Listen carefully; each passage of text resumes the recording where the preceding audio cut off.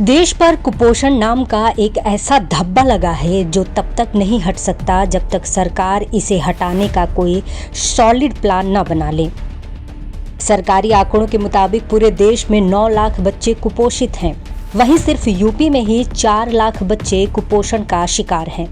लेकिन अगर आप सवाल पूछेंगे कि योगी सरकार इस कुपोषण को खत्म करने के लिए क्या कर रही है, तो आपको जवाब मिलेगा कि कुछ भी नहीं।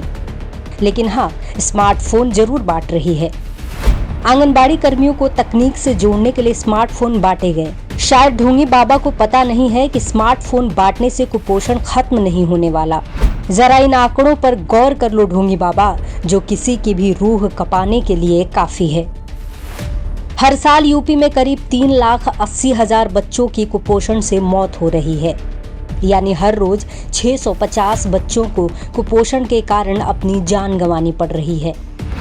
लेकिन योगी सरकार कुपोषण से सिर्फ कागजों पर ही लड़ रही है, जबकि जमीन पर सिर्फ कुपोषण के आंकड़े बढ़ रहे हैं और योगी सरकार सब कुछ भुलाकर अपने चुनावी मिशन में व्यस्त है। ढोंगी योगी अपनी उपलब्धियां ऐसे गिनाता है जैसे यूपी को यूएस बना दिया हो, लेकिन हकीकत यह है कि यूपी की हालत देश में सबसे ज्यादा खराब है।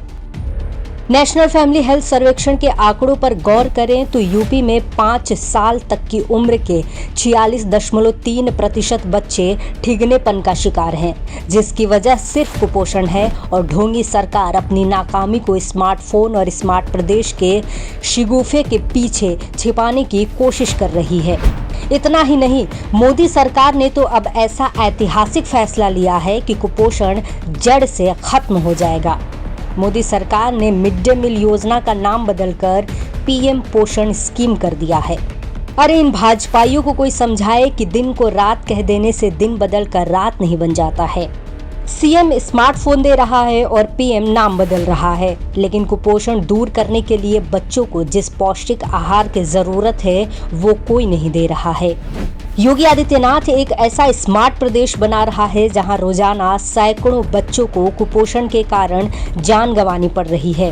अरे ढोंगी, हमें साधारण ही रहने दो, नहीं बनना हमें स्मार्ट। हमें तो बस यूपी के मरते भविष्य को बचाना है।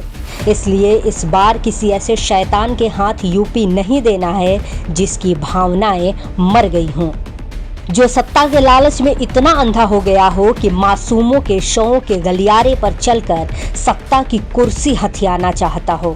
हमें नहीं चाहिए ढोंगी सरकार जिसमें सीएम की कुर्सी पर एक संवेदनहीन व्यक्ति बैठा हो।